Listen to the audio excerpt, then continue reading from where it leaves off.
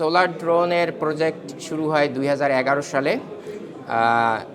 আলী আবিদ আলী নামক ইরাকি বংশোদ্ভূত ব্রিটিশ এক ছাত্রকে নিয়ে আমি তার থার্ড ইয়ারের প্রজেক্ট হিসাবে আমি কাজ শুরু করার পরে আমরা বিশ্বের প্রথম হাইব্রিড ব্যাটারি এবং সোলার সিস্টেমের মাধ্যমে চালিত ড্রোন উদ্ভাবনে সক্ষম হই আর কি। সেটা ২০১২ সালে।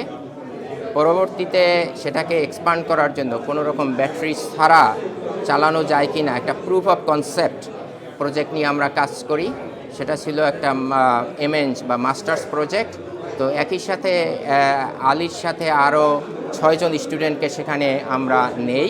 সাথে আমার এক কলিগ প্রফেসর অ্যান্টোনিও মুনজিজাকে সাথে নেওয়ার পরে পরবর্তী বছর আমরা শুধুমাত্র সোলার এনার্জির মাধ্যমে উড্ডয়নে সক্ষম একটা প্রুফ অফ কনসেপ্ট প্রোটোটাইপ তৈরিতে সক্ষম হই আর কি।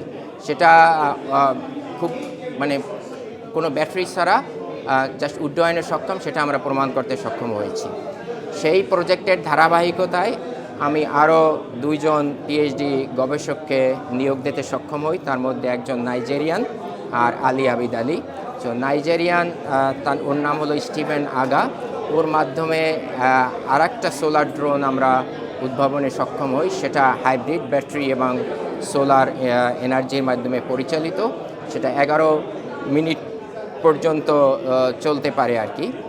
আর একই সাথে আলীর মাধ্যমে আমরা চেষ্টা করি প্রজেক্ট পিএইচডির মাধ্যমে যে এমন একটা ড্রোন হবে যেটা অত্যন্ত ক্ষুদ্র হবে, কিন্তু একই সাথে ভূমির সব ভিডিও সংগ্রহ করতে পারবে আর কি, তথ্য নিতে পারবে। এবং সেই এই কাজটা শুরু হয় প্রায় 5 বছর আগে আর কি। তো এটা একটা পিএইচডি প্রজেক্টের অংশ হিসাবে শুরু হয় এবং এটাও আমরা উড্ডয়নে সক্ষম হই।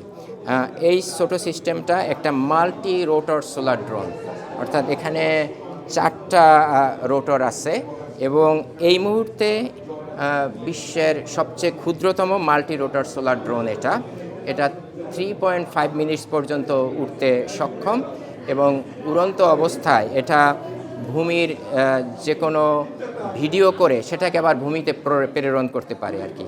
তো বড় বড় ড্রোনে যেসব কাজ করে সেটা হলো যে সার্ভেইলেন্স বলেন বা কোনো কিছু পর্যবেক্ষণ বলেন, যেমন ওয়াইল্ড লাইফ পর্যবেক্ষণ, তারপর আমাদের দেশে বন্যা বলেন, পাহাড়ি অঞ্চলে ভূমিধস বলেন, এইসব জিনিস নিরীক্ষণ করে এরা যদি চিত্র পাঠায় তার সাথে সাথে আমরা সেগুলোর ব্যাপারে কিভাবে কাজ করতে পারি, সেগুলোকে রক্ষা করার জন্য বা ফ্লাডের ব্যাপারে আমরা কি পদক্ষেপ নিতে পারি, সো রিয়েল টাইম তথ্যের মাধ্যমে আমরা পরবর্তী পদক্ষেপ নিতে পারবো আর কি। লন্ডন বাংলা প্রেস ক্লাবের পক্ষ থেকে আমরা ডক্টর হাসান শহীদের সম্মানে যে inspiring evening with doctor Hasan Shahid যে আয়োজনটা করলাম, এটার মূল উদ্দেশ্য হচ্ছে উনি একজন নিভৃতচারী মানুষ, গবেষক, একাডেমিক এবং কুইন মেরি ইউনিভার্সিটিতেই একাডেমিক হিসেবে যিনি যে পুরস্কারটা পেয়েছেন প্রফেসর, অ্যাসোসিয়েট প্রফেসর হিসেবে, একজন লেকচারার হিসেবে, এটা হচ্ছে একটা সর্বোচ্চ পুরস্কার এবং বাংলাদেশি অরিজিন অন্যান্য ইউনিভার্সিটিতে যারা আছেন তাদের মধ্যে থেকে তিনি প্রথম এই ধরনের একটা একাডেমিক পুরস্কারও পেয়েছেন। আর আমরা আজকে যার জন্য এসেছি, তিনি যে প্রেজেন্টেশনটা দিচ্ছেন সেটা হচ্ছে world first smallest solar multi rotor solar drone উনি উদ্ভাবন করেছেন এবং ওনার টিম এবং উনি নেতৃত্ব দিয়েছেন। আমরা প্রেস ক্লাবের মাধ্যমে মূলত আমাদের কমিউনিটিকে, আমরা যারা লেখাপড়া করছেন সেই সব সন্তানদেরকে পরিবারের মাধ্যমে এবং টেলিভিশন মিডিয়া, আমাদের বাংলা মিডিয়ার মাধ্যমে জানাতে চাই যে আমরা একজন গর্বিত আপনার কৃতি যে প্রফেসর আছেন তাকে তুলে ধরতে চাই এবং এর মাধ্যমে আমাদের তরুণ সমাজ উৎসাহিত হবেন। আমাদের যারা প্যারেন্টস আছেন তারা দেখে তাদের সন্তানকে উৎসাহিত করবেন এবং এই ধরনের গবেষণা করবে। আমরা নানা ধরনের সাকসেস আছে, বিজনেসে সাকসেস আছে, স্পোর্টসে আমাদের সাকসেস আছে, বিভিন্ন প্রফেশনে আমাদের সাকসেস আছে, একাডেমিক ক্ষেত্রে, রিসার্চের ক্ষেত্রে, গবেষণার ক্ষেত্রে যে অনন্য সাধারণ আপনার সাফল্য নিয়ে আসছেন ডক্টর হাসান শহীদ, তাকে তুলে ধরে মূলত আমরা আমাদের কমিউনিটিকে গর্বিত করছি এবং কমিউনিটিকে জানান দিচ্ছি যে আমরা এই ধরনের অনুপ্রাণিত বিষয়গুলোকে তুলে ধরার মাধ্যমে আমাদেরকে নতুন প্রজন্ম এবং কমিউনিটিকে উৎসাহিত করা দরকার।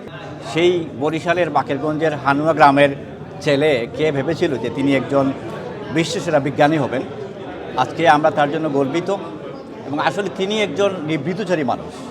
এই কুইন মেরিতে একজন ব্রিটিশ বাংলাদেশি আছেন যে এভাবে একজন সেরা বিজ্ঞানী, তিনি একটি সেরা উদ্ভাবন করেছেন, তার সম্পর্কে আমরা কমিউনিটির মানুষ অ্যাওয়্যার না। তো প্রেস ক্লাবের উদ্যোগে আয়োজন, আমরা চাচ্ছি যে তাকে তুলে ধরা, আমাদের কমিউনিটিকে পরিচয় করিয়ে দেওয়া।